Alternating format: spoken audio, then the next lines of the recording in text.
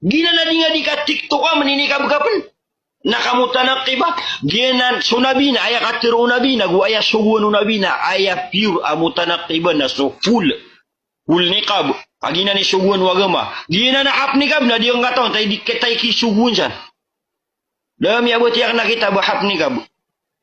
Dami abot yak na nikab tigira na hap nikab na pakilay sukiray.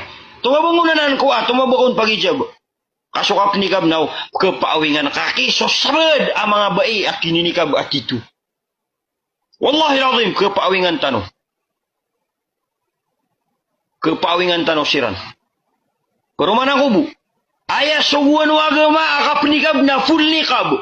Nagwaya suguan wagama na menikab ka na ketagungan sakaya. Menikab ka na purungan ka ginawa nga babae ko. Penikab ka na bapias sulagam ka na kontrol na ka. Penikab ka na sukaya ka na tuktak pa na ka. Nabaging kaya kininikab iman to. Maninikab ka. Sisiga sa laib na skap ni host. Naya mga gista ka na lang ng mama. Mga di ka tawi, ginanaurat ka na panikusip. Ginanalagam ka na putsiko aurat ka. Gina nalaga maka na petsiko aurat ka. Nagukaw na idi paki sinaluda sa languna di mapia katero na yung sinaluda. Bibi time meninikab ka kaya nga sa kaya. Wallahi lazim ka pia nga dun sa kaya gin kaya mga babaitan iman to.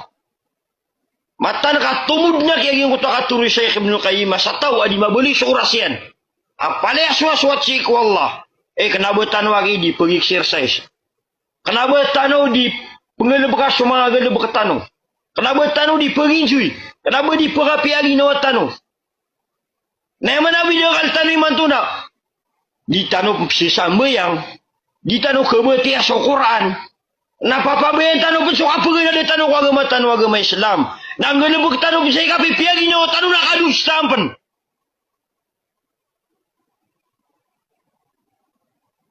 Nari mangurip Allah benar. Nabu mana di panarang kunia katir. Wallahi lazim ka magatos ka porsinto na benar.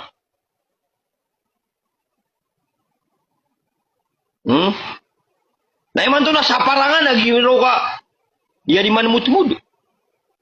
Batarul haqq. Ini apa dikasih saya yang kota mga jabbaruna wal mutakabbirun.